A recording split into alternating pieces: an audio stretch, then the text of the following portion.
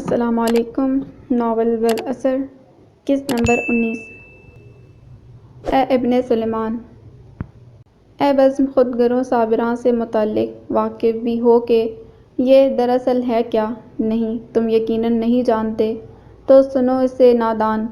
صبر وہ طاقت ہے جو ہلا دے کوہ گراں اپنے مقام سے، وہ آہ سر جو کر دے خشک بحر بیست کو، اور وہ اشک کہ جس سے ریگ زار ہو جائے دریا۔ یہ وہ بحر تخم ہے جو نمو پاتا ہے شکر کے پانی سے، اور جہاں شکر نہیں وہاں صبر ہو ہی نہیں سکتا، فقط جبر رہ جاتا ہے، اور جبر ثمر بار نہیں ہوتا۔ نہیں، عیسیٰ کا اٹل انداز اور الفاظ ورا بے دم سی ہو کر صوفے پر مدھم سے گر گئی۔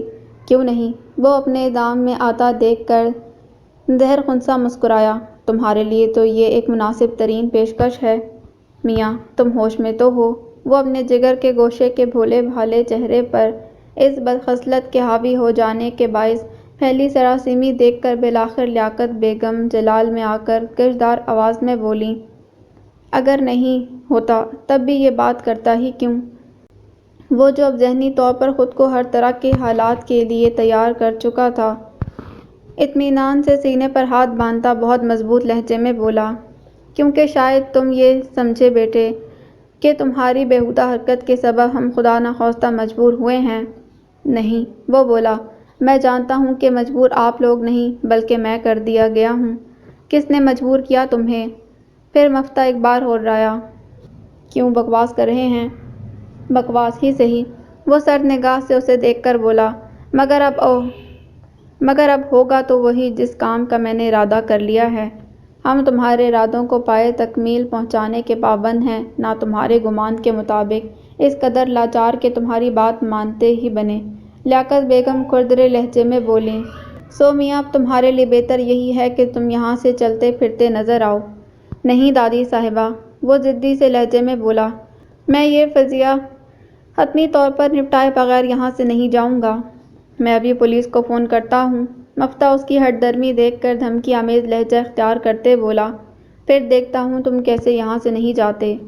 پولیس، رینجرز یا پھر فوج؟ وہ اس کی دھمکی کو خاطر میں نہ لاتے ہوئے بولا، جسے بھی دل چاہے بلوا لو مگر میں اپنے فیصلے سے پیچھے نہیں ہٹوں گا۔ اچھی زبردستی ہے بیٹا۔ عارفہ بات کو بدستور بگاڑ کی سمت بڑھتا دیکھ کر مفاہمتی مگر خفگی سے بھرپور لہجے میں بولیں، جب ہم کہہ رہے ہیں کہ معافی تلافی ہو گئی سو اب بات ختم؟ بات ختم کہاں ہوئی آنٹی؟ وہ ایک ایک لفظ پر زور دیتا بولا، ورا نے قسم کھا کر ابھی ہی تو شروع کی ہے۔ تو مرے گا آج میرے ہاتھوں سے۔ اسے رتی برابر بھی ٹس سے مس نہ ہوتا دیکھ آخر کار مفتہ کا پورا وجود اشتعال کی ایک تیز لہر میں بہہ گیا۔ وہ بڑی سرعت سے میز پر رکھا پیتل کا گلدان اٹھا کر اس کی جانب بڑھا تھا، مگر لمحے کے ہزارویں حصے میں اس کا ارادہ بھانپ کر برق رفتاری سے ان دونوں کے مابین حائل ہو جانے والی شریفہ مفتہ کے ہاتھ سے زبردستی گلدان چھین کر متوحش لہجے میں بولیں، نہیں مفتہ نہیں، کیوں اس آوارہ چلتر کے لیے جیل جانا چاہتا ہے؟ یہ اس کا ہی تو کیا دھرا ہے جو اب بھگتنا ہے، یہی بھگتے۔ وہ مفتہ کے ہاتھ سے چھینا گیا گلدان دہشت سے لرزاں مہرو کو تھما کر ہاتھ کے اشارے سے اسے اندر لے جانے کا کہہ کر اب سے چند ثانیے قبل ٹل جانے والے خوفناک لمحے کے زیر اثر تاحال دم بخود کھڑی لیاقت بیگم کی جانب رخ کرتی مزید گویا ہوئیں، نکاح ہی کرنے کا کہہ رہا ہے نا، تو کر دیں، کیوں اس اکیلی کے لیے آپ ہماری اولادوں کی دشمن بنی ہیں؟ میں تم سب کی دشمن ہوں؟ دکھ کے سارے لفظ ٹوٹ ٹوٹ کر ان کے لبوں سے برآمد ہوئے تھے۔ پھر ظاہر ہے کہ شریفہ کو نہ ان کے رنج کا خیال تھا نہ اپنے خاردار الفاظ کا، تبھی مزید چمک کر بولیں، تو اور کیا ہیں پھر آپ؟ اچھی طرح جانتی ہیں یہ لڑکا جو یہاں کھڑا اتنے اعتماد سے نکاح کی بات کر رہا ہے، اس کے پیچھے آپ کی لاڈلی ہی کی دی ہوئی شے ہے۔ نہیں۔ ٹکر ٹکر سب کی صورت غائب دماغی سے دیکھتی ورا اس الزام پر ہکلاتے بولی، میں نے کچھ نہیں کیا۔ ہاں تم ہی تو یہی کہو گی نا؟ شریفہ اسے کچا چبانے کی خواہش سے بھرپور لہجے میں بولیں، مگر میں بتا رہی ہوں لڑکی کہ تمہاری وجہ سے اگر میری اولاد مصیبت میں پڑی تو میں تمہیں چھوڑوں گی نہیں، پلیز بیٹا۔ مفتہ کے ہنوز خطرناک تیور دیکھ کر عارفہ اس بار ازحد ملتجیانہ سے لہجے میں بولیں، ابھی تم جاؤ یہاں سے۔ ٹھیک ہے، اب یہ عارفہ کی بھرائی آواز میں کی گئی التجا کا اثر تھا یا پھر دیے گئے اس واسطے کا، جو یک لحظہ توقف کے بعد وہ اپنی بالغ ہٹ سے ایک قدم پیچھے ہٹتے ہوئے بولا، ابھی چلا جاتا ہوں مگر جلد واپس آؤں گا۔ یہ میں نے کیا سنا ہے شانی؟ معنی کی کسی دھن کی طرح ہمہ وقت اس کے سر پر سوار رہتا تھا اور وہ اس سوار کو بخوشی سر پر بٹھائے گھومتا پھرتا تھا، یوں کبھی دو نظر بن جاتا تو کبھی دیدار، اور جب کبھی کچھ بھی نگاہ کے سامنے نہ ہو تب جب پردہ سمیع کی طرز پر ایک نادیدہ سی چادر نظر کے مقابل تن جاتی جس پر اس کی آنکھوں سے پھوٹتی شعاعیں جلد ہی ایک رنگا رنگ متحرک تصویر اجاگر کر دیا کرتی تھیں، اس وقت وہ چھت پر دھرے الشبد اور زمانہ سے بدوضع اور بے رنگ ہوئے تخت پر چت پڑا دنیا مافیہات سے بے خبر تارے گن رہا تھا، جب تاحد نگاہ پہلے سے آسمان کی جگہ ایک منظر نے لے لی، اور یہ منظر شانی اور نغمی کے مشترکہ کمرے کا منظر تھا، جہاں پرشکن ملگجے لباس میں ملبوس بکھرے بالوں متورم آنکھوں والی شانی گھٹنوں پر چہرہ رکھے گمسم بیٹھی تھی، اور اس کے عین مقابل اب سے کچھ ہی دیر قبل میکے وارد ہوئی ریشم کا کام دار نارنجی جوڑا زیب تن کیے بیٹھی نغمی تشویش زدہ سے لہجے میں اس سے استفسار کر رہی تھی۔ کیا سنا ہے؟ وہ بے دلی سے بولی۔ تم ندیم کو پسند کرتی ہو؟ نغمی کے لہجے میں استجاب تھا۔ وہ اچھا ہے، شانی افسردگی سے بولی۔ تب کیسے برا لگ سکتا ہے؟ تو عامر سچ کہہ رہا ہے پھر؟ نہیں نغمی نہیں، شانی نے تڑپ کر گھٹنوں سے چہرہ اٹھایا، وہ سچ نہیں کہہ رہے۔ پھر آخر سچ ہے کیا؟ وہ پریشانی سے بولی۔ تم خود ہی بتا دو۔ ندیم نے کچھ عرصہ قبل خط میں میرے لیے اپنے لطیف جذبات کا اظہار کر کے مجھ سے رشتہ لانے کی اجازت طلب کی تھی، وہ غمناک لہجے میں بولی۔ بس؟ نغمی متحیر رہ گئی۔ ہاں بس، شانی دو ٹوک لہجے میں بولی۔ بات محض اتنی ہوئی تھی تو بڑھ کیوں گئی کہ ندیم کا وہ خط الماری کی تلاش لیتے عامر بھائی کے ہاتھ لگ گیا؟ نہیں نغمی، نہیں، شانی نے تڑپ کر گھٹنوں سے چہرہ اٹھایا، وہ سچ نہیں کہہ رہے۔ پھر آخر سچ ہے کیا؟ وہ پریشانی سے بولی۔ تم خود ہی بتا دو۔ ندیم نے کچھ عرصہ قبل خط میں میرے لیے اپنے لطیف جذبات کا اظہار کر کے مجھ سے رشتہ لانے کی اجازت طلب کی تھی، وہ غمناک لہجے میں بولی۔ بس؟ نغمی متحیر رہ گئی۔ ہاں بس، شانی دو ٹوک لہجے میں بولی۔ بات محض اتنی ہوئی تو تھی، بڑھ یوں گئی کہ ندیم کا وہ خط میری الماری کی تلاشی لیتے وقت عامر بھائی کے ہاتھ لگ گیا، اور وہ مجھے اس خط کے حوالے سے گاہے بگاہے بلیک میل کر کے اپنے الٹے سیدھے مطالبات منوانے لگے۔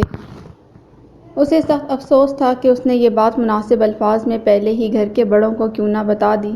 خدا کی قسم، نغمی بے اختیار برہمی سے بولی، عامر بہت بھی بے حیا ہے۔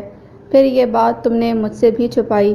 اس کے لہجے میں موہوم سا شکوہ تھا، جس پر شانی بولی، حجاب آ گیا تھا، اور اب دیکھو عامر بھائی نے کیسے اپنی حرکت کو درست ثابت کرنے کے لیے مجھے سب کے سامنے بے حجاب کر دیا۔ مان وہ ہچکیوں سے رو پڑی۔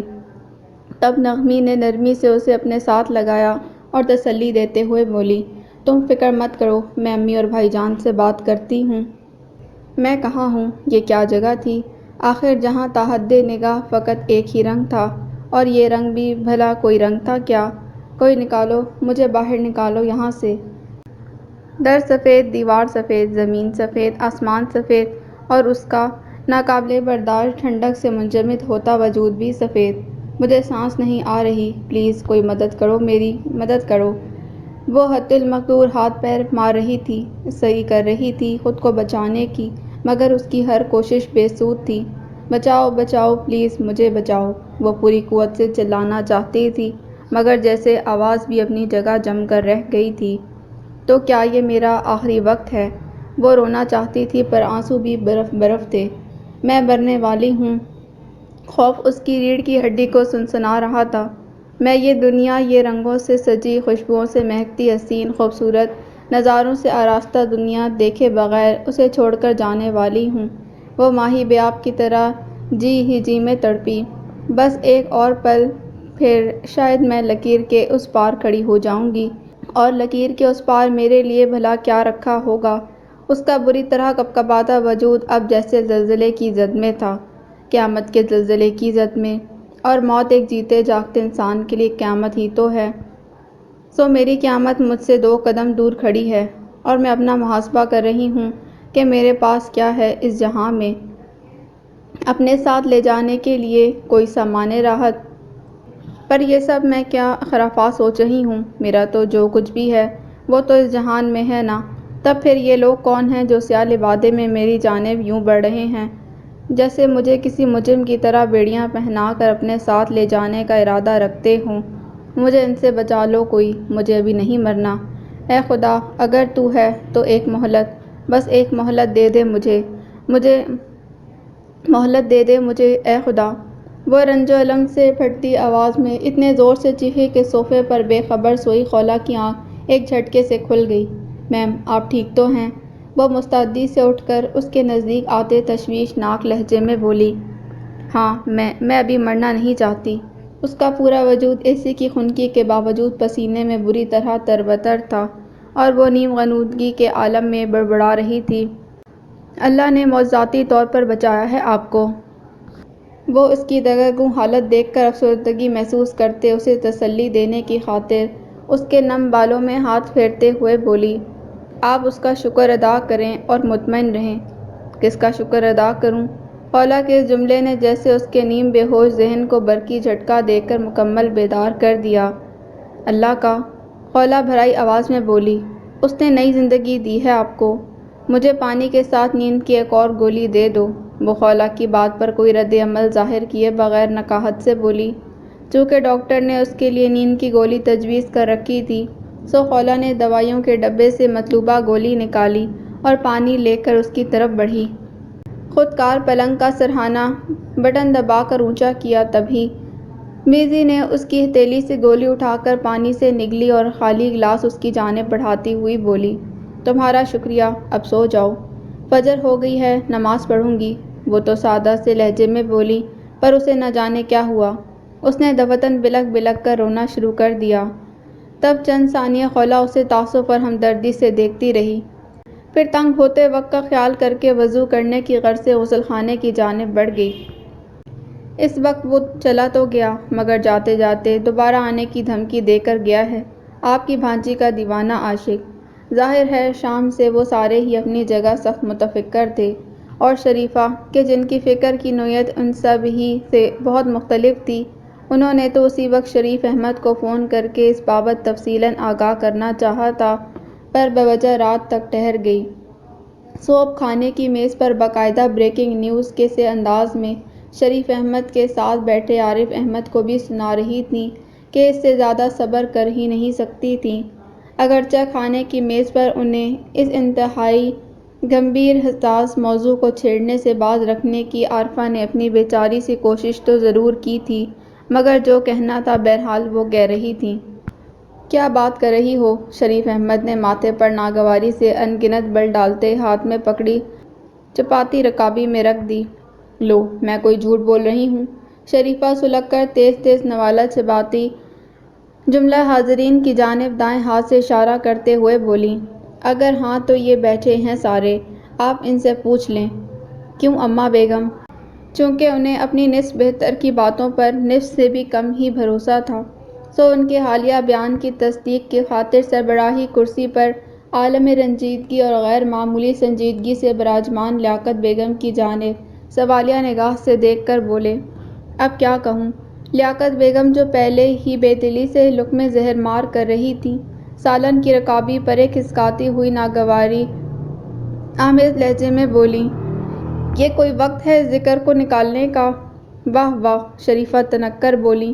یعنی یہ بھی میری ہی غلطی ہوئی اماں بیگم، پر برا مت مانیے گا، لیکن آخر آپ کب تک اپنی لاڈلی کی حرکتوں پر پردہ ڈالنے کے لیے دوسروں کو مورد الزام ٹھہراتی رہیں گی؟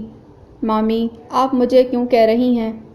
لیاقت بیگم کوئی بھی جواب دینے سے بیشتر رکابی میں چمچہ یوں ہی چھوڑ کر ورا گلوگیر سے لہجے میں بول اٹھی۔ اس سارے معاملے میں آخر میرا کیا قصور ہے؟ ہاں ہاں، وہ طنز سے بولیں۔ قصور وار تو ہم ہیں جو اتنا کچھ ہو جانے کے باوجود بھی اپنی بیٹیوں کو اسی گھر میں لیے بیٹھے ہیں۔ بات کو غلط رنگ مت دو بہو بیگم، لیاقت بیگم تنبیہاً بولی۔ کمال کرتی ہیں اماں بیگم آپ، شریفہ خود اپنے ہی غم ٹھوک کر میدان جنگ میں اترتے ہوئے بولیں، جواب نہیں آپ کی معصومیت کا۔ کیا آپ نہیں جانتی کہ جو کچھ یہ لاڈو رانی کر چکی ہے، اس کا نتیجہ بھگتنا ہمارے بچوں کو ہی پڑے گا؟ خدا نخواستہ۔ ان کے اس بے لاگ تجزیے پر عارفہ کا رد عمل بڑا بے ساختہ تھا۔ تبھی اچانک ورا اپنی جگہ سے ایک دم اٹھی اور بنا کسی کی جانب دیکھے سرعت سے اوپر جاتی سیڑھیوں پر بھاگتی چلی گئی۔ مہرو اور واصلہ نے ایک رنجور سی نگاہ اس پر ڈالی اور دوبارہ اپنی اپنی رکابیوں پر جھک گئیں، مگر مفتہ وہ اٹھ کر اس کے پیچھے چل دیا تھا، جس پر شریفہ کا تلملانا ناگزیر تھا، اور گرم چاولوں کی قاب دوبارہ بھر کر لاتی رجا کے دل کا مچل جانا ظاہر ہے کہ وہ بھی تو۔ اس نے قاب تو رکھی وسط میز پر اور خود نامحسوس سے انداز میں اس منظر سے منہا ہو گئی، اور اس کے قدموں کا رخ اب وہیں تھا جہاں ہو سکتا تھا۔ یہ معاملہ تو سنگین صورتحال اختیار کر چکا ہے اماں بیگم، عارف احمد پریشان سے کہہ رہے تھے، اور بھابھی بیگم کا کہنا غلط نہیں، اس لیے ہمیں سنجیدگی سے اس مسئلے کا حل نکالنا ہوگا۔ حل نکالنے ہی کی خاطر تو اسے بیاہنا چاہ رہی تھی، مگر وہ حسرت زدہ سے لہجے میں یہاں تک آ کر خاموش ہو گئیں۔ مگر کیا اماں بیگم؟ شریفہ تڑپ کر بولیں، چاہیں تو اسے اب بھی بیاہ سکتی ہیں۔ تم ہی بتا دو ایسے بیٹھے بٹھائے اسے کس سے بیاہ دوں؟ کس سے کیا؟ شریفہ معنی خیزی سے بولیں، اسی سے دو بول پڑوا دیں جو اس کی چاہت کا دعوے دار ہے۔ اوہ! شریف احمد مہرو اور واصلہ کی موجودگی کے باعث ان کی سرپٹ دوڑتی زبان کو لگام دینے کی خاطر برہمی سے بولے، کبھی تو آگے پیچھے دیکھ کر بات کر لیا کرو۔ ہاں میری تو ہر بات غلط۔ انہوں نے خاصتاً زنانہ حربہ استعمال کرتے آنکھیں زبردستی میچ میچ کر ان میں سے آنسو برآمد کرنے کی صحیح کرتے لڑکھڑاہٹ زدہ آواز میں بولنا شروع کر دیا، خیالات غلط، بلکہ میں بھی سراپا غلط، مگر آپ تو اپنی جگہ درست ہیں نا؟ تب سمجھائیے اپنی والدہ کو کہ بروقت کوئی فیصلہ کر لیں۔ کل کلاں پانی سر سے اونچا ہو گیا تو کسی کے ہاتھ کچھ نہیں آئے گا۔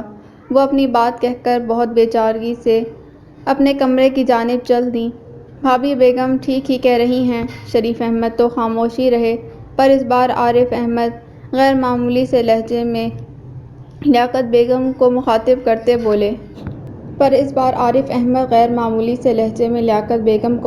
کرتے ہوئے ہمیں جلد از جلد ورا کے لیے کوئی فیصلہ۔ خیر آپ ابھی تو کھانا کھائیے، پھر بعد میں بات کرتے ہیں اس بارے میں۔ کچھ پریشان دکھائی دیتے ہیں، کیا ہوا؟ شاید آسمان نے رنگ بدلا تھا۔ نہیں رنگ نہیں، منظر۔ سو وہ اپنی خالی خالی نظریں ہنوز وہیں جمائے یوں ہی دراز رہا۔ شاکر اپنے کمرے میں لکھنے کی کرسی پر بیٹھے بظاہر دفتر کی کوئی فائل کھولے اس میں منہمک تھے، پر ان کے سامنے رکھی بغیر شکر کی دم والی چائے کب کی ٹھنڈی ہو چکی تھی۔ سو پری چہرہ نومولود کو کندھے سے لگائے ابھی ابھی لاؤنج کے کمرے میں داخل ہونے والی فرح ایک نگاہ میں بھانپ گئیں کہ شوہر نامدار کا دھیان درحقیقت کہیں اور ہے، لہٰذا بچی کو پلنگ پر احتیاط سے لٹاتے انہیں مخاطب کر کے نرمی سے پوچھا، وہ ہاں؟ فرح کی آواز پر شاکر نے چونک کر فائل سے سر اٹھایا، نہیں نہیں تو پھر آپ کی یہ پسندیدہ چائے ایسے کیسے رکھی رہ گئی؟ وہ بچی کے نزدیک نیم دراز ہو کر اسے تھپکتی ہوئی مخزن لہجے میں بولیں تو شاکر ذرا کی کھسیا سے گئے۔ کیا کہوں؟ فرح کچھ سمجھ نہیں آ رہا۔ بالآخر وہ فائل بند کر کے ایک جانب رکھتے فکرمندی سے لبریز لہجے میں بولے، کیا سمجھ نہیں آ رہا؟ یہی سب جو ہمارے گھر میں ہو رہا ہے۔ وہ منتشر اور ذہنی کے عالم میں بولے، کیا ہو رہا ہے؟ نومولود کے جس کا نام انہوں نے بڑے چاؤ سے ہبہ رکھا تھا، مسلسل تھپکے جانے پر احتجاجاً کسمسائی تو انہوں نے جھٹ اسے گود میں اٹھا کر ہلانا شروع کر دیا اور سنجیدہ سے لہجے میں بولیں، وہ جو عامر نے بتایا۔ وہ ایسے لہجے میں بولے گویا اس بات کا ذکر نہ چاہتے ہوئے بھی کرنا پڑ رہا ہو۔ اس نے جو بھی بتایا۔ وہ ہبہ کو سلانے کی خاطر تیز تیز جھلاتی ہوئی انہیں سمجھانے کی غرض سے بولیں، پر اب نغمی نے تو اصل معاملے سے آگاہ کر دیا ہے نا آپ لوگوں کو، تو بس اب آپ اس نہج سے سوچیں، کیا کہنا چاہتی ہو؟ شاکر قدرے تیز ہو کر بولے، دیکھیے، وہ اپنے لہجے میں حد درجہ تیزی سمو کر بولیں، بات یہ ہے کہ اگر وہ لڑکا اچھا ہے، برسر روزگار ہے، تب کسی روز بلوا لیں اس کے گھر والوں کو یہاں۔ اس پر شاکر کچھ نہ بولے، بس یوں ہی پرسوچ نظروں سے فرح کا چمکدار چہرہ دیکھے گئے۔ ایسے کیا دیکھ رہے ہیں؟ ہبا سو چکی تھی، سو وہ اسے احتیاط سے دوبارہ پلنگ پر لٹاتی ہوئی بولی، میں ٹھیک ہی تو کہہ رہی ہوں، آخر آپ لوگ شانی کے لیے رشتے کی تلاش کر تو رہے تھے نا، تب اس لڑکے کو بھی دیکھ لیا جائے تو کیا حرج ہے؟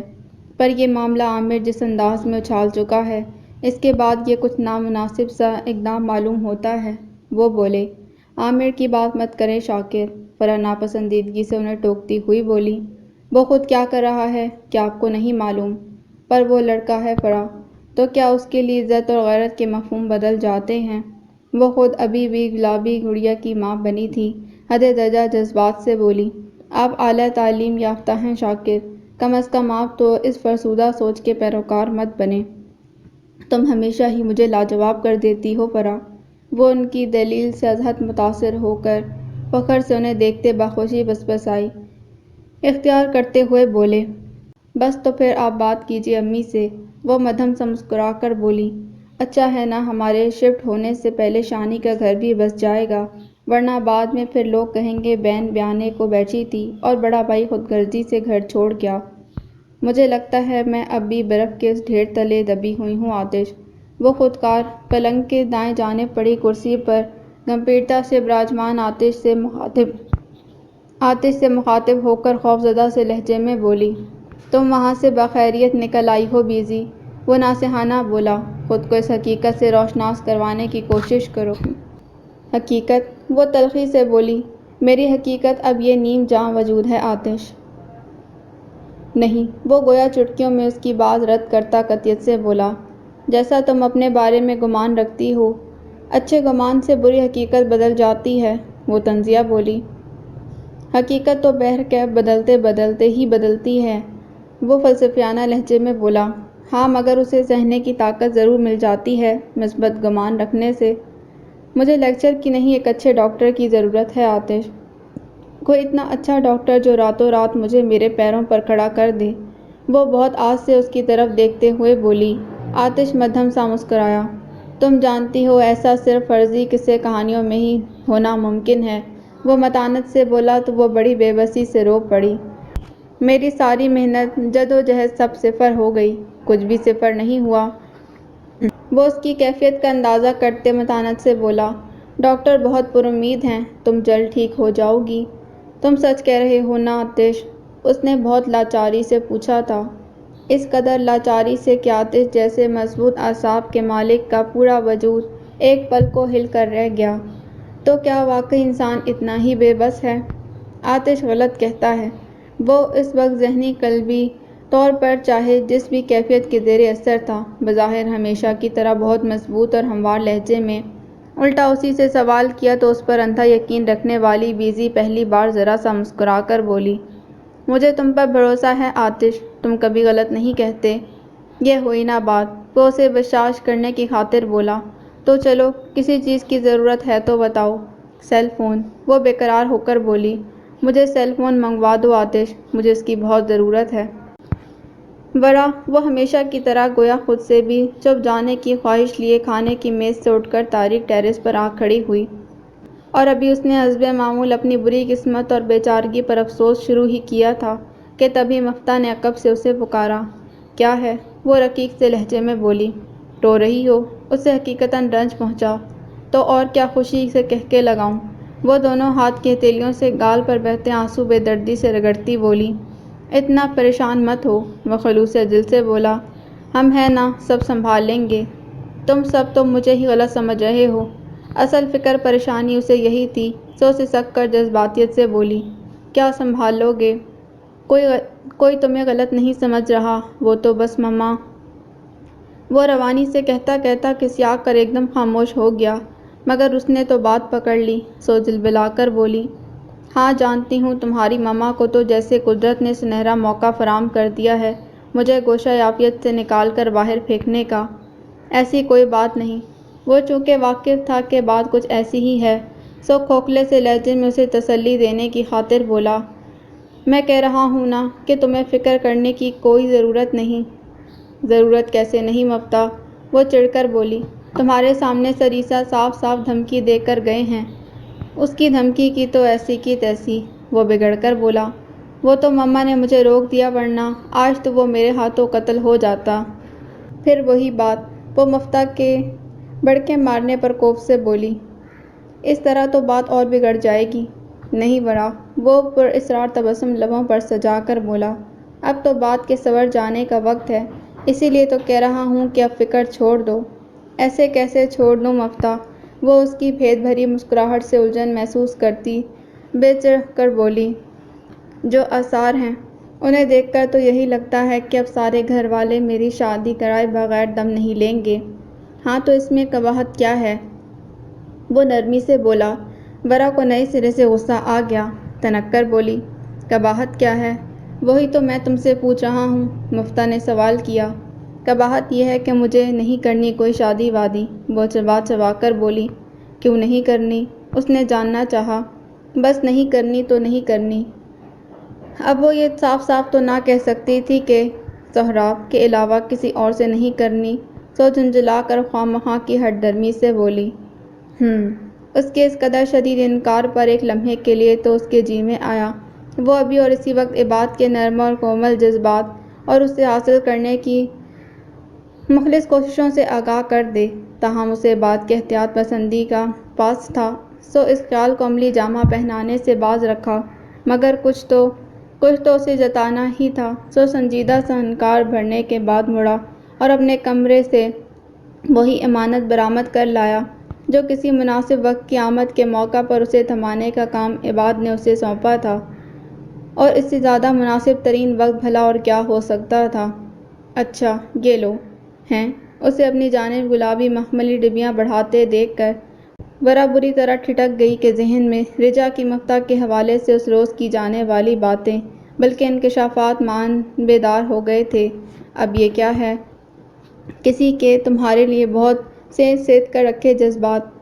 وہ اپنی جانب سے اس کے سوال کا شافی جواب دیتا مسکرا کر بولا، جو اس یقین کے ساتھ تمہیں بتا رہا ہوں کہ اسے پا کر ان جذبوں کی شدت یقیناً تمہارے دل تک ضرور رسائی حاصل کرنے میں کامیاب ہو جائے گی۔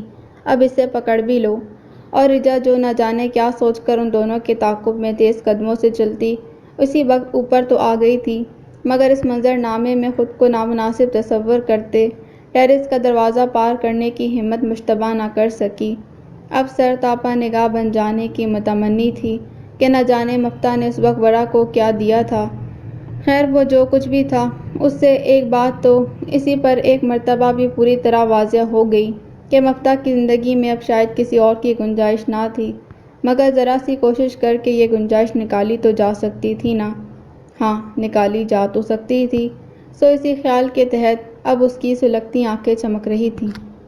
ناک کٹا دی آپ لوگ کی وہ میڈم، اور آپ اسے وہاں بھی آنے کو تیار بیٹھے ہیں۔ ایک تارا ٹوٹ کر گرا تھا، سو وقتی طور پر اس کا ارتکاز ٹوٹا، مگر جلد ہی روئی کے گالے سا ایک سفید بادل سنگ نیا منظر سامنے لے آیا، لہٰذا ایک بار پھر وہ چہار اطراف بکھری دبیز خاموشی کا حصہ بن کر یکٹک وہیں دیکھے گیا جہاں صبح ہی صبح اپنی آل و اولاد سمیت پوری تیاری سے آ دھمکنے والی بالی فیروزہ کے پلنگ پر ان کے سامنے بیٹھی ہاتھ ہلا ہلا کر واویلا نما انداز میں لب کشا تھی۔ بات جتنی ہے نے ہلکے فیروزی رنگ کی سوتی ساڑی میں ملفوف مرجھائے چہرے والی فیروزہ از حد ناگواری سے اسے لتاڑتی ہوئی بولی، اتنی ہی کرو، کاہے الزام لگاتی ہو اس پر؟ ہم کو صاف صاف بتایا ہے عامر کہ ماشقت چلا رہی تھی کٹاسن۔ وہ جھاڑ کھا کر برے برے منہ بناتے ہوئے بولی، بیکار کی باتیں مت کرو بالی۔ پلنگ کے سامنے دری پر بیٹھے شاکر بالی کی بدزبانی پر ناپسندیدگی سے بولے، نغمی نے وضاحت دی ہے کہ ایسی کوئی بات نہیں۔ ہا ہا، وہ چمک کر بولی، نغمی وضاحت دی ہے؟ ارے کا ہم کو نہیں پتا، دونوں ایک ہی پیٹ ہیں۔ دیکھو نے بالی، فیروزہ بیزاری سے بولی، ہم پہلے ہی بہت پریشان ہیں، پھر تم کاہے اور شور مچانے ادھر چلی آئی ہو؟ میرے اللہ! بالی نے دل پر ہاتھ رکھ لیا، کیا میرے باپ کا گھر نہیں؟ گھر سمجھو تو گھر والوں جیسی بات کرو نے، وہ تیز زدہ سے لہجے میں بولی، گھر والے سمجھ کر ہی تو کر رہے ہیں کہ سارے میں بدنامی ہو گئی ہے۔ وہ ترنت بولی، ایسے میں آپ لوگ اسی لڑکے سے شانی کو بیاہ کر ساری باتوں پر مہر لگا دیں گے، پہلے آنے تو دو لڑکے والوں کو۔ شاکر اس بات پر کچھ بے چینی سی محسوس کرتے بولے، پھر دیکھتے ہیں۔ کا دیکھیں گے بھائی جان؟ بالی جھٹ بولی۔ جانتے تو ہوں گے نا آپ کہ وہ میری پرانی پڑوسن کی بہن کا لڑکا ہے، آتا جاتا تھا وہیں، ادھر ہی نین مٹکا ہو گیا۔ ایک تو اس کا ناخواندہ انداز گفتگو، مستزاد بے ڈھنگے الفاظ۔ شاکر تعصب آمیز ناگواری، غصے کی ملی جلی کیفیت کے زیر اثر بس کرتے رہ گئے، مگر فیروزہ نے اس بار اسے لتاڑ کر رکھ دیا۔ بولیں، بہن ہے تمری شانی، کوئی حیا کوئی لحاظ والے شبد بولو نے منہ سے، نہیں تو یہ لگ رہا ہے جیسے شانی سے زیادہ بے چینی سے آپ اسے وہاں رخصت کرنے کو تیار بیٹھی ہیں۔ وہ بگڑ کر بولی، جو تم کا لگ رہا ہے، اب ہم اس کا کریں بابو؟ فیروزہ بے چارگی سے بولی تو بالی نئے سرے سے سلگ اٹھی، جب اسے پسند کا شادی کرنے دی ہیں تب ہماری باری میں آپ کو کا ہو گیا تھا؟ اب تو کئی سال گزر گئے بالی۔ شاکر بے بسی سے بولے، اب تو اس بات کا پیچھا چھوڑ دو، آپ کو اندازہ ہی نہیں ہے نا ہمرے دکھ درد کا۔ وہ نہ جانے کہاں سے ڈھیر سارے آنسو لا کر اپنی بڑی بڑی آنکھوں میں بھرتی ہوئی بولی، اس لیے ایسا کہہ رہے ہیں؟ کیا دکھ ہے تمہیں؟ کوئی ایک ہے تو بتائیں۔ وہ آہ بھرتی ہوئی بولی، فی الوقت تو سب سے بڑا یہی کہ شانی کو پسند کی شادی کرنے کا پروانہ دیا جا رہا تھا۔ چھوڑو نے اس کو تو تم۔ فیروزہ خفگی سے بالی کو دیکھ کر شاکر کی جانب متوجہ ہوتے ہوئے بولی، بتائے دیو پھر کب بلوا لیں ہم لڑکے والوں کو اپنے گھر؟ ہاں ہاں بلوائیں اسے گھر۔ شاکر سے پہلے بالی پھٹ پڑنے والے انداز میں اونچی آواز میں بول اٹھی، بنوائیں ہمرے مرے ہوئے باپ کی عزت کا تماشا سارے خاندان میں۔ اس بار فیروزہ جواباً بالی کو کچھ نہ بولی، بس سر جھکائے خاموشی سے کچھ سوچے گئیں۔ تب شاکر سنجیدگی سے لب کشا ہوئے، میرا خیال ہے آپ اس لڑکے کے علاوہ بھی شانی کے لیے رشتے دیکھیں، کیونکہ وہ لڑکا ہمیں پسند آ جائے یہ ضروری تو نہیں، شانی کو تو پسند ہے نے۔ بالی نے پھر تیل چھڑکا، بس یہی کافی ہے۔ شاکر نے اس بات پر ایک تیز نگاہ اس پر ڈالی تو ضرور، مگر کچھ کہنے سے گریز ہی کیا اور اپنی نشست سے اٹھتے فیروزہ کو مخاطب کر کے بولے، ٹھیک ہے پھر جو کرنا ہے آپ لوگ باہمی مشورے سے طے کر کے مجھے مطلع کر دیجیے، کیونکہ میرے پاس اتنا وقت نہیں جو بار بار ایک ہی بات کو کرتا رہوں۔ اوہ میرا فون! چونکہ اس کا سیل اسی خوفناک حادثے کی نذر ہو گیا تھا اور اتنے دن سے وہ اس کے بغیر جی رہی تھی، سو اب نیا نکور فون پاتے ہی شدت سے یک گنا راحت کا احساس ہوا تھا۔ ایسی راحت کا جو اچانک بچھڑ جانے والی کسی بہت ہی عزیز ہستی کے دوبارہ ملنے پر محسوس ہوا کرتی ہے۔ فیس بک، انسٹا، واٹس ایپ، تقریباً سب ہی جگہ اس کی خیریت کی بابت دریافت کرتے لاتعداد پیغامات سے بھری پڑی تھی۔ اس روز اس عرصے میں پہلی بار اسے محسوس ہوا جیسے واقعی وہ زندہ ہو، تبھی اپنی عادت کے برخلاف فرداً فرداً سب کے پیغامات کا جواب دیے گئی۔ بعد ازاں اپنا انسٹا اکاؤنٹ کھول کر اپنی زندگی کے تمام تر شوخ رنگوں سے بھرپور لمحات یکے بعد دیگرے دیکھے گئی۔ کیا تھی وہ؟ ایک حسین زندہ دل جانے محفل باصلاحیت تیزی سے ابھرتی ماڈل اور اداکارہ، اور اب وہ چونکہ آتش کی ہدایت کے بموجب خود کو منفی سوچوں سے دور رکھنا چاہتی تھی، سو جلد ہی اپنا ذہن بٹانے کی خاطر تیزی سے اسکرول کرتے نیو فیڈ دیکھنے لگی۔ تبھی اچانک سوشل میڈیا کے ایک شعبے سے متعلق خبر رساں اور ادارے کی خبر نے اسے گنگ سا کر دیا۔ میری پیاری مما، مجھے ہمیشہ ہی اس بات پر بڑا فخر محسوس ہوتا رہا کہ آپ نے زندگی کے ہر چھوٹے بڑے معاملے میں ہماری پسند ناپسند کو ترجیح دی۔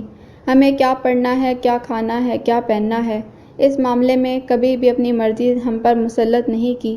ہاں ممکن ہے اوروں کی نظر میں آپ کا یہ طرز عمل قابل گرفت اور ناپسندیدہ رہا ہو، مگر اولاد سے ہمیشہ ہی طمانینت کا احساس ہوا، اور پھر یہ کچھ آپ کی بھی خوش نصیبی رہی کہ خواہ وہ تعلیمی میدان ہو یا زندگی کے دیگر معاملات، آپ کی اولاد نے بھی کبھی آپ کو مایوس نہیں کیا، اور خدا سے امید یہی ہے کہ آگے بھی نہیں کرے گی۔ تو ماما، جب یہ اعتماد آپ ہی کا عطا کردہ ہے تو اب میری پسند پر یہ بے اعتباری کیوں؟ ہاں یہ تو میں ضرور جانتا تھا کہ بدالورا اپنی بچگانہ حرکتوں اور بنا سوچے سمجھے کچھ بھی بول جانے کی عادات کے سبب آپ کے نزدیک ناپسندیدہ ہے، مگر ماما میرا خیال ہے کہ عمر کے اس حصے میں شاید ہر لڑکی ایسی ہی بے فکر اور لاؤبالی ہوا کرتی ہے جیسا کہ اینا باجی تھی اور واصلہ ہے۔ تو یہ کوئی ایسی بات تو نہیں کہ جس کی بنیاد پر ایک زندگی سے بھرپور لڑکی کے اتنے ظالمانہ انداز سے مسترد کر دیا جائے۔ ان خیالات کا اظہار میں آپ کے روبرو بھی کر سکتا تھا مگر نہیں کیا۔ جاننا چاہتی ہیں کہ کیوں نہیں کیا؟ تو اس کا جواب میرا خالی کمرہ ہے ماما۔ آپ بس ایک بار وہاں جا کر دیکھیے ماما۔ کیا آپ سے اس کا خالی پن برداشت ہو جائے گا؟ نہیں ہوگا نا؟ تو جب کنکر مٹی سے بنا اپنے کسی بہت ہی پیارے کے وجود سے خالی کمرہ برداشت کرنا ممکن نہیں، تب پھر میں ایسے کیسے اپنے گوشت پوشت اور جذبات سے تخلیق کردہ کمرے میں نہ جانے کب سے آ بسنے والے مکین کو وہاں سے بے دخل کر دوں؟ میرا دل تو اجڑ جائے گا نا ماما، اور اجڑا دل پھر میرے بھلا کس کام کا ہوگا؟ ستیہ ناس! مفتاح نے بات کا یہ خط کل رات ہی انہیں بنا کسی تمہید کے بس خاموش مگر بہت کچھ جتاتی نظروں سے دیکھتے محض اتنا کہہ کر تھما دیا تھا۔ یہ بات بھائی نے جاتے جاتے آپ کے لیے دیا تھا، جو انہوں نے متعجب ہونے کے باوجود چپ چاپ یوں رکھ لیا تھا کہ اس وقت کمرے میں کھانے کی میز پر ہوئی بدمزگی کے سبب بگڑے تیور لیے بیٹھے شریف احمد بھی موجود تھے۔ اتنی سیانی تو وہ خیر تھی ہی کہ ان کے ہوتے ہوئے وہ اس خط کو پڑھ ڈالنے کا خطرہ مول لینا نہیں چاہتی تھیں، سو فطری تجسس سے بے حال ہونے کے باوجود انہوں نے اسے پڑھنے کا ارادہ صبح تک کے لیے ملتوی کر دیا، اور اب خط پڑھنے کے بعد بالفاظ دیگر اپنے بدترین خدشات کے درست ثابت ہو جانے کے بعد وہ اپنے بائیں ہاتھ میں چھت کے پنکھے کی ہوا میں پھڑپھڑاتا خط لیے دائیں ہاتھ سے بے طرح چکراتا سر تھامے بیٹھی تھیں۔ ایک پل کے لیے تو کچھ سجھائی ہی نہ دیا کہ آیا وہ کریں تو کریں کیا؟ دل تو اس وقت یہ چاہ رہا کہ ان کے فرما بردار لختے جگر کو ان کے مقابل لا کھڑا کرنے والی اس ہرافہ کو ابھی اور اسی وقت اس کی ناگن سی چوٹی سے پکڑ کر گوشہ عافیت سے اٹھا کر باہر پھینک دیں۔ گھنی، میسنی، آوارہ بدذات! وہ اپنا ذخیرہ دشنام درازی بے دریغ اس پر لٹاتی دانت پیس کر بڑبڑائیں۔ اپنے حسن کے جال میں نہ جانے کتنوں کو پھنسا رکھا ہے، اور اس مجنوں کے بچے کو یہ بات سمجھ نہیں آ رہی۔ اٹھا کر پورا خط لکھ ڈالا ماں کو اس چڑیل کی محبت نے۔ ہائے میرا اتنا خوبرو پڑھا لکھا لاکھوں کمانے والا بیٹا! نہیں نہیں، میں اسے اس ڈائن پر قربان نہیں ہونے دوں گی۔ اس کمینی کا تو میں کروں گی اب پکا انتظام، اور رہا عباد، آخر کو میری اولاد ہے، میں کسی نہ کسی طور اسے سنبھال لوں گی۔ یہ چپلی کباب ہے لو بہن، رینا نے اپنے ہاتھوں سے بنائے ہیں۔ عثمان کا چہرہ سیاہ گھنگور گھٹا نے مکمل طور پر ڈھانپ دیا تھا، سو ایک سرسی سانس کھینچ کر اٹھ بیٹھا اور اضطراری انداز میں سگریٹ سلگا لی۔ ابھی دو تین گہرے گہرے کش لیے ہی تھے کہ کثیف دھوئیں نے چند صورتیں وضع کر کے ایک بار پھر اسے ہمتاً متوجہ کر لیا۔ عامر اگلی شام زرق برق لباس میں سجی سبری بالی کو لے کر رینا کے گھر آیا تھا۔ چونکہ اپنے چاروں درد سر وہ شانی کے حوالے کر آئی تھی، سو اس وقت وہ بڑے سکون سے رینا کے کسی فلمی سیٹ سے مشابہ مہمان خانے میں اس کی فربہی مائل اونچی لمبی دودھ جیسی سفید کھینچی آنکھوں مگر سخت چہرے والی والدہ ماجدہ کے بالمقابل براجمان تھی۔ مدارت کے لیے انواع و اقسام کے لوازمات سے میز بھری جا چکی تھی، اور اب اصرار کر کر کے اسے ایک ایک چیز پیش کی جا رہی تھی۔ ظاہر ہے وہ لڑکے کی بہن تھی اور ان سے ملاقات کی خاطر پہلی بار ان کے یہاں تشریف لائی تھی، سو خاطرداری تو ان پر واجب تھی نا۔ ہائے چپلی کباب! بالی نے ملنے والے پروٹوکول سے پوری طرح لطف اندوز ہوتے بلا جھجک تیل میں تربتر کباب ندیدے پن سے اٹھا کر اپنی پلیٹ میں رکھتے کہا، یہ تو ہمیں بہت ہی پسند ہیں۔ عامر نے بتایا تھا رینا کو۔ سرخ بڑے بڑے پھولوں والے زرد ریشمی جوڑے میں ملبوس شاہانہ بہت مزے سے بتانے لگی، اسی لیے تو اس نے بنائے ہیں یہ۔ کمال کر دی! وہ چٹنیاں بھر بھر کر کباب کھاتی چٹخارا لے کر بولی، بہت ذائقہ ہے اس کے ہاتھوں میں، آپ کو پسند آ گیا؟ آتشی گلابی سیاہ نگینوں سے بھرے جوڑے میں اپنی جانب سے جوہی چاولہ بنی صوفے پر بیٹھی رینا شرما کر بولی، میری محنت وصول ہو گئی، خدا تجھے معاف کرے۔ اس کے برابر میں جڑ کر بیٹھی ہما اس کے کان میں سرگوشی کرنے کے بعد کھی کرنے لگی۔ ہنسی تو اسے خود بھی بہت آ رہی تھی مگر یہ اخروٹ کا حلوہ بھی اسی نے بنایا ہے۔ شاہانہ بالی کا بغور جائزہ لیتی مزید بولی، یہ بھی چکھیں۔ چکھیں کیا؟ بالی ان کے خلوص کے آگے چاروں خانے چت ہوتی حماقت آمیز سادگی سے بولی، اچھی طرح کھائیں گے نے؟ توبہ! ہما پھر رینا کے کان میں گھسی، عامر کی بہن کا پیٹ ہے یا لالو کھیت؟ یہ جملہ کچھ ایسا تھا جس پر رینا اپنی ہنسی ضبط نہ کر سکی۔ کیا ہوا؟ بالی کباب چٹ کرنے کے بعد اب سموسوں سے انصاف کر رہی تھی۔ رینا کو جو کھلکھلاتے دیکھا تو خود بھی دانت نکال کر ماجرا پوچھنے لگی، ہمیں بھی بتاؤ۔ وہ مجھے سوال ایک دم آیا سو وہ ذرا سی سٹپٹا کر بولی، مجھے دراصل بہت خوشی ہو رہی ہے آپ کو دیکھ کر۔ ہاں نا؟ ہما اس کی بات آگے بڑھاتی بولی، بات یہ ہے کہ یہ بہت ڈر رہی تھی آپ کا سامنا کرنے سے۔ لو! وہ اخروٹ کے حلوے سے پیالی بھرتی ہوئی بولی، ہم کوئی سینگ لگائے گھومتے ہیں؟ نہیں یہ بات نہیں، ہما ہی بولی، دراصل لڑکے والوں کو بہت غرور ہوتا ہے نا اپنے لڑکے والے ہونے پر، مگر آپ میں تو ماشاءاللہ ذرا بھی تکبر نہیں۔ بہت سادہ بہت پیاری ہیں آپ۔ رینا بڑے جذب سے بولی، کالی بنگالن! تمری محبت ہے بابو۔ بالی اپنے لیے تحسین آمیز الفاظ سن کر کھل سی گئی، ورنہ تم تو خود اتنی پیاری ہونے کو ہاتھ لگانے سے میلی ہو جاؤ۔ ارے! وہ بناوٹی انکسار سے بولی، بہن آپ سے مل کر واقعی ہمیں بہت اچھا لگا۔ شاہانہ! بالی کا گھٹنا بڑی اپنائیت سے چھو کر لگاوٹ سے بولنے کے بعد اپنے مطلب کی بات پر اتر آئی اور پوچھنے لگی، تو پھر کب آ رہے ہیں آپ لوگ رینا کا رشتہ لے کر؟ گھر جا کر امی سے مشورہ کر کے آپ کو بتاتی ہوں۔ بالی الائچی والی دودھ پتی کی پیالی اٹھاتی ہوئی بولی، چلیں یہ بھی ٹھیک ہے۔ شاہانہ کو اس کے جواب نے بے مزہ کیا تھا، تاہم وہ ظاہر کیے بغیر مسکرا کر بولی، پھر رینا کو مخاطب کر کے ہدایت دینے لگی، یہ کباب اور حلوہ ڈبے میں ڈال کر اسے دے دو، بچی کو بہت پسند آئے ہیں۔ Dam it! یہ فون کیوں نہیں پک کر رہا؟ بزی کے متعدد بار منظر بیگ کو کال ملانے کے باوجود دوسری طرف سے کوئی فون نہیں اٹھا رہا تھا۔ حالانکہ جس متعلق وہ جاننا چاہتی تھی ایک طرح سے اس کا جواب اسے مل چکا تھا، مگر جھٹلانے کی کیفیت کے زیر اثر دیوانوں کی طرح ایک مرتبہ پھر مہم سی امید کے تحت فون ملا کر کان سے لگاتے مسلسل جاتی گھنٹی کی آواز سنے گئی۔ حالانکہ جس متعلق وہ جاننا چاہتی تھی ایک طرح سے اس کا جواب اسے مل چکا تھا، مگر وہ جھٹلانے کی کیفیت کے زیر اثر دیوانوں کی طرح ایک مرتبہ پھر مہم سی امید کے تحت فون ملا کر کان سے لگاتے مسلسل جاتی گھنٹی کی آواز سنے گئی۔ خولا صوفے پر پڑے اس کے دھلے ہوئے کپڑوں تولیوں وغیرہ کو طے کر رہی تھی، گاہے گاہے بے تاثر نگاہوں سے اس کی جانب دیکھ کر دوبارہ اپنے کام میں تندہی سے مصروف ہو جاتی تھی، مگر اس بار نہ ہو سکی کہ فون اٹھا کر اس نے دور اچھال دیا تھا جو صد شکر کپڑوں کے ڈھیر پر آ گرا تھا۔ بات سنو لڑکی! وہ جو لیٹی لیٹی جھنجھلا رہی تھی، مان کچھ سوچ کر اسے حقارت سے مخاطب کرتی ہوئی بولی، جی۔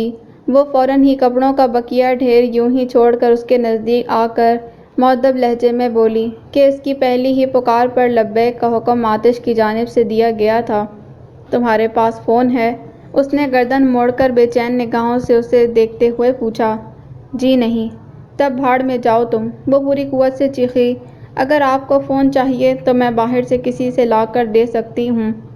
وہ اس کا مطمع نظر سمجھ گئی، تبھی بولی، لا کر دے سکتی ہے تو لا کر دے دو نا۔ وہ دانت پیس کر بولی، یہاں کھڑی میرا منہ کیا دیکھ رہی ہو؟ تب وہ سر ہلا کر کمرے سے باہر گئی، پہلے خاقان کو تلاش کیا، اسے غیر موجود پایا تو رضیہ سے کچھ کہہ سن کر اس کا پرانی وضع کا فون اسے تھما دیا، اس میں فون کے پیسے ہیں۔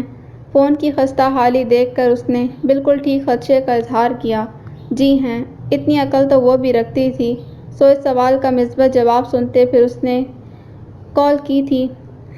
اب وہ خولا کے اٹھا کر دیے گئے اپنے فون سے دیکھ دیکھ کر منظر بیگ کا نمبر رضیہ کے فون سے ملا رہی تھی۔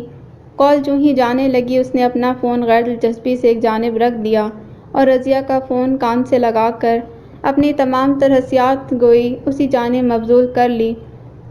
جوں جوں بیل جا رہی تھی اور اس کے نہ اٹھائے جانے کا یقین واصف ہوتا چلا گیا، اسے اپنے رگ و پے میں طمانینت کی ایک زبردست سی لہر دوڑتی محسوس ہو رہی تھی، مگر فون بند ہونے سے قبل آخری گھنٹی پر اٹھا لیا گیا۔ ہیلو! منظر بیگ کی گونجدار آواز اسپیکر سے ابھر کر بیزی کو ہذیانی کر گئی۔ میری کال کیوں نہیں پک کر رہے تھے؟ وہ چلا کر حد درجہ بدتمیزی سے بولی۔ کون؟ دوسری طرف سے آتی آواز محتاط ہو گئی۔ اچھا، اب میری آواز بھی نہیں پہچان پا رہے؟ وہ زہر آلود لہجے میں بولی۔ آپ کا نمبر میرے پاس سیو نہیں ہے محترمہ، وہ درستی سے بولا۔ بیزی بات کر رہی ہوں، وہ غراہٹ سے مشابہ آواز میں اپنا تعارف کرواتی ہوئی بولی۔ اوہ اچھا، ہاں بیزی۔ ہدایت کار بلا شبہ وہ بہترین تھا، مگر اداکار؟ کیسی ہو یار؟ یقیناً تمہیں پتہ چل چکا ہے کہ میں کیسی ہوں، تبھی مجھے اپنی فلم سے نکال کر کسی زارا کو کاسٹ کر چکے ہو، وہ پھاڑ کھانے والے لہجے میں بولی۔ مگر وہ جواب دینے کی بجائے ہیلو ہیلو کرنے لگا اور پھر ایک دم فون کاٹ دیا۔ تب اس نے رضیہ کا فون اپنے پیروں کے پاس پھینکا اور زور زور سے اسے گالیاں دینے لگی۔ سن آف بچ باسٹرڈ، مجھے بیوقوف بنا رہا ہے، مجھے، بیزی کو۔ تم یہاں کھڑی میری بے بسی کا تماشا دیکھ رہی ہو، دفعہ ہو جاؤ یہاں سے۔ وہ اس کے پیروں کے پاس سے رضیہ کا فون اٹھا رہی تھی، سو وہ بھی زیر عتاب آ گئی، مگر بولی کچھ نہیں، اور بول بھی کیا سکتی تھی، سو لبستگی سے فون اٹھایا اور کمرے سے باہر نکلتی چلی گئی۔ تب بیزی نے ایک نظر اپنے پیروں کی جانب دیکھا اور پھوٹ پھوٹ کر رو دی۔ پھر کیسی لگی آپ کو میری پسند؟ کثیف دھوئیں کی سطح پر ابھرا منظر اس کے ساتھ ہولے ہولے فضا میں منتشر ہو چکا تھا، اور اب اس کے داہنے ہاتھ کی 2 انگلیوں کے درمیان پھنسے مہلک رفیق کے دوسرے سرے پر فروزاں شعلے کی تہ سے ایک نئی متحرک تصویر جھانکنے لگی تھی۔ عامر خوش باش سی بالی کو اپنی موٹر سائیکل پر بٹھاتے واپسی کے سفر پر تھا اور بڑی بے قراری دلچسپی سے اس نے یہ سوال اس سے پوچھا تھا۔ صورت سیرت دونوں ہی بہت اچھی ہے، وہ کباب اور حلوے کے ڈبے پکڑے بہت سرشاری سے بولی۔ سچ بتائیں تو ہمیں ایسی ہی نیک سادہ سی بھابھی کی خواہش تھی نے۔ پھر خوش ہو جائیں، آپ کی خواہش جلد پوری کرنے کا ارادہ رکھتا ہوں میں، وہ مسرور سے لہجے میں بولا، پھر محتاط سے لہجے میں پوچھنے لگا، تو پھر گھر جا کر آپ امی کے سامنے رینا اور اس کے گھر والوں کی تعریف کریں گی نا؟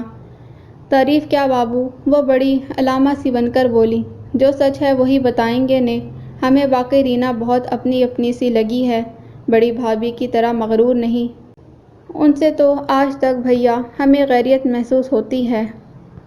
یہ ہوئی نا بات؟ عامر یہ سن کر طمانینت سے بھرپور لہجے میں لہک کر کچھ پرجوش سا ہو کر بولا، تب پھر ایسا کیجیے گا کہ آج ہی باقاعدہ امی کے ساتھ مل کر رشتہ لے جانے کا دن تاریخ طے کر لیجیے گا، کیوں، کیا خیال ہے؟ مفتاح سے اس نے انگوٹھی تو لی، اور یہ بات کہ اسے کھول کر دیکھنے کی زحمت لیے بغیر نہایت غیر دلچسپی سے اسے اینا کے کمرے کی ہی شیلف میں کہیں رکھ کر بھول گئی تھی کہ کل رات سے ہی وہ سہراب سے رابطہ کرنے کے لیے کوشاں تھی، جو ہو ہی نہ پا رہا تھا کہ گزشتہ شب گوشہ عافیت کے سارے ہی مکین نامعلوم وجوہات کی بنا پر اپنی اپنی جگہ رات گئے تک بیدار رہے تھے۔ بہرکیف سہراب سے رابطے کی صورت اگلی سپہر کو تب بن پائی کہ جب رجا اور واصلہ بے ترتیب ہوئے لان کی کاٹ چھانٹ کو چل دیں، سو پہلے اس نے ٹیرس سے نیچے جھانک کر ان دونوں کے اچھی طرح مصروف ہو جانے کی تسلی کی، بعد ازاں اپنے کمرے میں بند ہو کر اسے فون ملا دیا۔ کیا بات ہے؟ وہ اس وقت سیاہ کڑکڑاتے کرتے شلوار میں ملبوس، ریشمی بالوں کا گچھا حسب معمول ماتھے پر گرائے، ٹانگ پر ٹانگ چڑھائے بڑے ٹھسے سے چھپا ہوٹل کے احاطے میں کرسی پر بیٹھ کر MP3 میز پر دھرے اسی سے نشر ہونے والے نغمے پر سر دھنتا کڑک دودھ پتی سے لطف اندوز ہو رہا تھا۔ جو اس کا فون موصول ہوا تو لہک کر بولا، آج شہزادی نے دن دہاڑے ہی اس غلام کو یاد کرنے کی جرأت کرنی پڑی۔ وہ جلدی سے بولی، بات ہی کچھ ایسی ہو گئی ہے یہاں۔ کیا ہوا؟ اس نے چائے کی چسکی لے کر پیالی واپس رکھتے ازحد فکرمندی سے پوچھا۔ وہ سر عیسیٰ گھبراہٹ زدہ سے لہجے میں بتانے ہی لگی کہ وہ یہ نام سن کر درمیان ہی سے بات اچکتا سفاکی سے بولا، کیا ہوا، کیا مر گیا وہ؟ اوہ ہو، مرے نہیں، وہ جھلا کر بولی، بلکہ مجھے مروانے آئے تھے کل میرے گھر آیا تھا۔ وہ MP3 بند کرتا ہوا چوکس انداز سے سیدھا بیٹھتا بولا، مگر کس لیے؟ اس نے بتایا۔ اس بار سہراب نہ بھڑکا، نہ چیخا، نہ چلایا، بلکہ عجیب سر سے انداز میں ایک دم ہنس کر بولا، بہت سیانہ ہے سالہ، یہ ہنسنے کی بات ہے؟ اسے حیرانی ہوئی۔ نہیں، وہ معنی خیزی سے بولا، مگر اب جو میں اس کے ساتھ کروں گا، اس صورتحال کا تصور کر کے مجھے ابھی سے بہت مزہ آ رہا ہے۔ تم کیا کرو گے ان کے ساتھ؟ وہ سہم کر پوچھنے لگی۔ تمہاری شادی کرواؤں گا، وہ نفسیاتی پن سے بولا۔ ہائے سہراب، ورا بے اختیار متوحش ہو کر بولی، یہ کیا اول فول بک رہے ہو؟ اول فول نہیں، بالکل درست کہہ رہا ہوں۔ وہ ٹھنڈی ہو جانے والی چائے کی پیالی بے رغبتی سے پرے کھسکا کر بولا۔ نکاح کرنا چاہ رہا ہے نا وہ ہیرو تم سے، تم کر لو۔ سہراب، وہ بلک اٹھی، تم ناراض ہو کر ایسا کہہ رہے ہو نا؟ نہیں میری جان، وہ بولا، تم ایسا کیوں سوچ رہی ہو؟ تو پھر اتنی فضول بات کیوں کر رہے ہو؟ دیکھ دلربا، وہ اسے سمجھاتا ہوا بولا، وہ صرف تمہارے منہ سے سچ اگلوانے کی خاطر یہ بات کر رہا ہے، تو اب تم ایسا کرو کہ اس کی چال اسی پر الٹا دو۔ نہیں سہراب، یہ اتنا آسان نہیں۔ مشکل کیا ہے؟ اس نے سنجیدگی سے پوچھا۔ مشکل یہ ہے کہ ان کی بات ماننے پر یہاں کوئی بھی راضی نہیں ہوگا، کیونکہ وہ یہاں تک کہہ کر ششوپن کا شکار ہو کر اپنے گلابی نرم ہونٹ بری طرح چباتے بولی۔ کیونکہ کیا نازنین؟ اس نے الجھن زدہ لہجے میں پوچھا۔ کیونکہ کل مفتہ نے کچھ سمجھ میں نہ آنے والی باتیں کرنے کے بعد مجھے ایک عدد انگوٹھی تھمائی ہے سہراب۔ وہ بالآخر خائف سے لہجے میں لب کشا ہوئی اور وہ بے طرح مشتعل ہو گیا۔ انگوٹھی کا مطلب جانتی ہو؟ ہاں، وہ سٹپٹا گئی۔ ہاں تو پھر تم نے اس سے وہ انگوٹھی لی ہی کیوں؟ وہ پاگلوں کی طرح چلا کر بولا۔ وہ تو میں نے بس یوں ہی، مارے بوکھلاہٹ کے اسے سمجھ میں ہی نہ آیا کہ وہ کیا کہے۔ بہت تسکین محسوس ہوتی ہے نا تم حسیناؤں کو اپنے پیچھے عاشقوں کی لمبی قطار دیکھ کر؟ وہ بپھرے لہجے میں بولا۔ کیا کہہ رہے ہو سہراب؟ وہ دکھی ہو کر بولی، تم جانتے ہو میں ایسی نہیں تو پھر اتنے امیدوار کیوں ہیں تمہارے؟ وہ جان خیزی سے ارد گرد کی پرواہ کیے بغیر چیخ کر بولے گیا۔ مجھے کیا پتا؟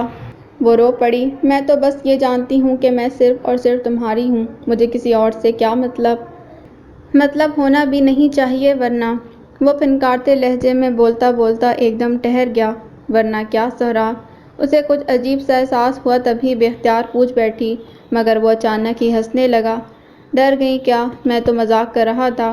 تمہارے یہ مذاق کسی روز میری جان لے لیں گے سہراب، وہ اداسی سے بولی، اور تمہاری جان لینے میں کتنا مزہ آئے گا، اب یہ بھی تمہارا مذاق ہی ہوگا۔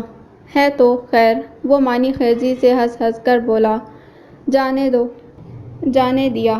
وہ اس کے مسلسل بآوازِ بلند کہکے لگانے پر ذرا خفا سی ہو کر بولی۔ پر ایک بات ضرور بتا دو۔ پوچھو جانے جگر۔ گھر والے میرے لیے رشتہ تلاش کر رہے ہیں، تو تم اپنا رشتہ کیوں نہیں بھیج دیتے؟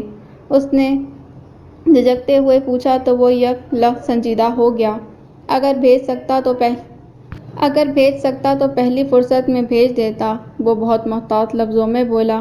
پر کیوں نہیں بھیج سکتے؟ مسئلہ کیا ہے؟ اس نے معصومیت سے پوچھا۔